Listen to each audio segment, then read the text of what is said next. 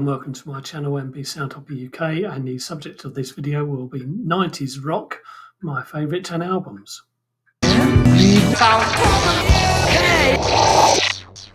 In my video about Warp Records albums from the 1990s, I mentioned how I thought that electronic had replaced rock as the dominant creative force in popular music in that decade. That's something I still firmly believe. However, that's not to say that I think of all rock music in the 1990s as being a load of crap. Far from it. I own plenty of albums in the rock genre from that decade. So this video is about the ones that I like the most. The albums are ranked in descending order of preference. 10th, it's Chrome by Catherine Wheel from 1993. This was the second album by Catherine Wheel, and whereas their debut Ferment was very much a shoegaze album, Chrome is quite rugged in comparison. With Kill Rhythm and I Confess, the album opens with a bang, immediately revealing the harder-edged sound. Crank, which is melodic and closer to shoegaze, provides a temporary reprieve before it's back to the big sound on Broken Head. In fact, this pattern of powerful rock tracks interspersed with restrained shoegaze-type material is repeated across the vast majority of the album. The title track and Ursa Major Space Station are other heavier ones, and Pain, Strange Fruit, The Nude, Half-Life and Show Me Mary lean in an indie-ish direction. Fripp is the one track that breaks the pattern and is a nice shift in pace and style. 9th is Dusk by The, also from 1993. By 1988, and with the success of the album Mind Bomb, Matt Johnson, the driving force behind The, seemed to have the world at his feet in a musical sense.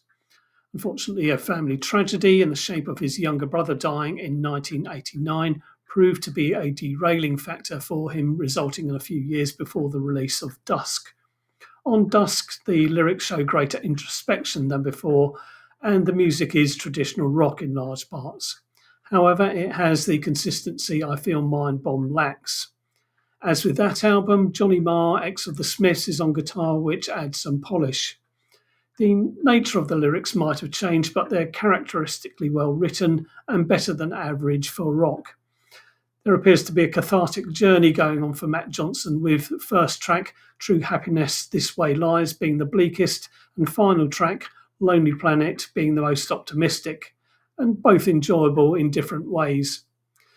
Those in between all have their qualities, with Slow Emotional Replay and Bluer Than Midnight being my favourites. 8th is Wings of Joy by Cranes from 1991.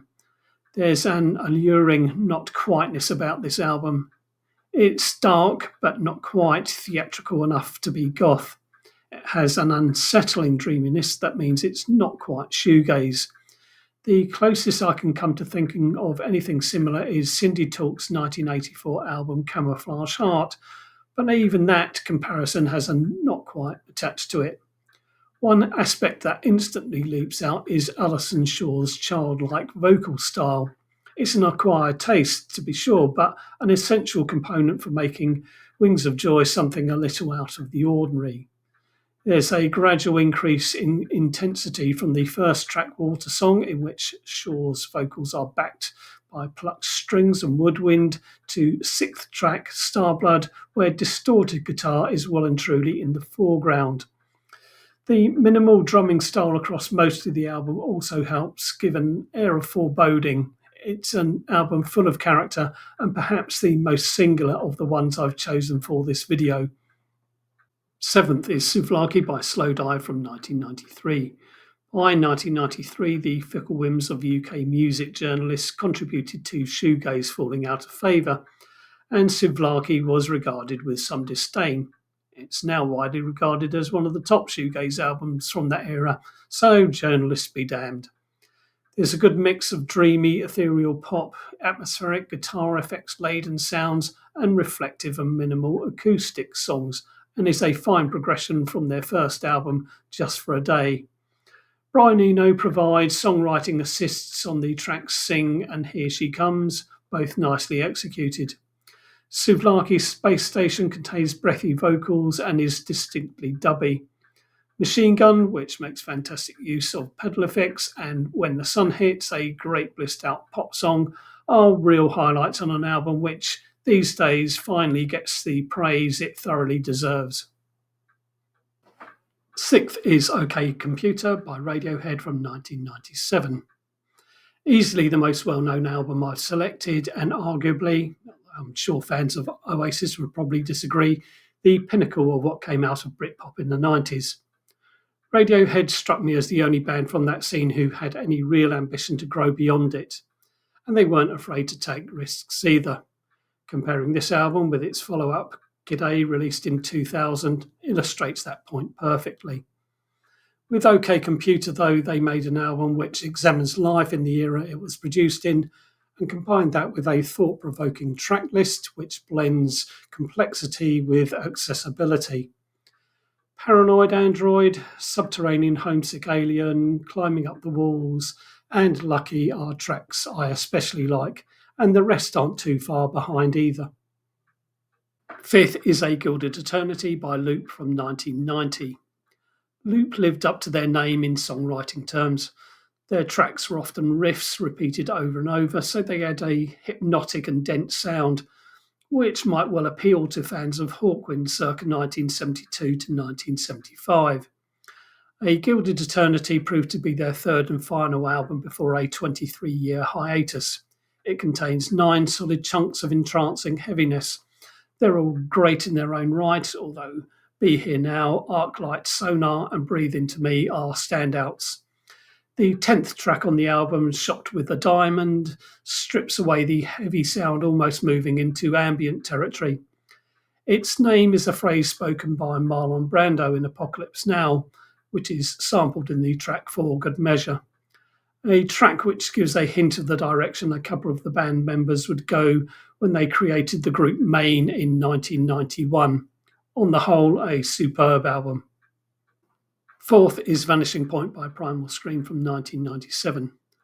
Primal Scream could never be described as the most original band, as they wear their influences on their sleeve. However, they do know a thing or two about skillfully putting albums together, and Vanishing Point is easily my favourite by them. The album title comes from the 1971 cult car chase movie of the same name, and this is referenced in the track Kowalski. As far as the album's musical inspiration goes, there's a bit of dub, a bit of psychedelia, some krautrock, and more besides. Burning Wheel gets the album off to a fine start, and the range of tempos and moods throughout the album is very well balanced.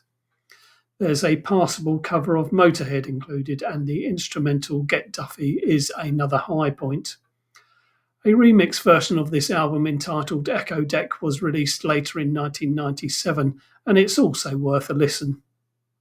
Third is Blood Music by Chapterhouse from 1993. Among my favourite 10 studio albums ever is Pentamerous Metamorphosis by Global Communication, which is a vastly different electronic reinterpretation of Blood Music. Even so, the Source album is an excellent effort in its own right. Chapterhouse were a shoegaze band, and their debut album, Whirlpool, combined dreamy pop, My Bloody Valentine style noise pop, and at times something a little angsty.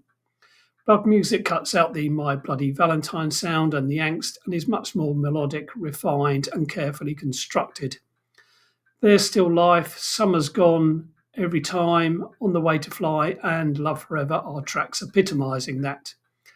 Heavier tracks are Don't Look Now and We Are the Beautiful, which has a drum rhythm with a touch of Led Zeppelin's When the Levee Breaks about it. Blood Music is a highly recommended and fairly uplifting album. Second is XCNN by XCNN from 1994. I first became aware of this band on the ITV music programme The Beat, and at that point they were known as CNN. One threatened lawsuit later, and they'd renamed themselves as XCNN. This, their debut album, has a large dollop of beefy, almost industrial-sounding guitar provided by Tim Brascino, formerly of All About Eve and the Sisters of Mercy. There's some funky bass and David Tomlinson's great vocals with slightly off-kilter and occasionally witty lyrics. Voice samples are also used in places for embellishment. Looking Forward, with its slight pinch of Buddy Holly's song Every Day, in particular, has a darkly comic lyric. On 1000 Easy, Basta, Unnatural Passions, Young, Stupid and White, and Borrowland, there are some crunching riffs. Early Days and Logic Bomb tone things down a bit, thus ensuring the album has light and shade. In fact, this is an album where every track is a winner. First is Elysium by Fields of the Nephilim from 1990. As Elysium was 10th in my favourite studio albums video, it unsurprisingly takes first place here. Part goth, part prog, it has some terrific arrangements blended with plenty of drama. Although there are 8 tracks on Elysium, it's an album which has 3 distinct parts. Dead But Dreaming, For Her Light, At the Gates of Silent Memory, and Paradise Regained form the first part of around 15.5 minutes. Then comes Submission at 8.5 minutes, and finally the 25 minutes of Summerland, What Dreams May Come, Wail of Summer Plus, and There Will Your Heart Be Also. Currently, Submission is my favourite track on the album, where Carl McCoy's vocals take the drama to its maximum. For fans of 60s, 70s and 80s rock, I think there's an awful lot here which will appeal. The vocal style may prove to be a bit tricky, but there is little to find fault with in the standard of playing. Not the most obvious selection of albums, perhaps. Maybe there are some that you've not heard of, maybe there are some that you think I ought to have included. Either way, at some point in the future, I might well do another video about rock music in the 1990s and talk about another selection of albums that I like, just not as much as the ones I've spoken about today. At the end of the video, there are the usual methods of interaction displayed, and in the video description, there are links to tracks from each of the albums that I've spoken about. So, if you've made it this far, thanks for watching.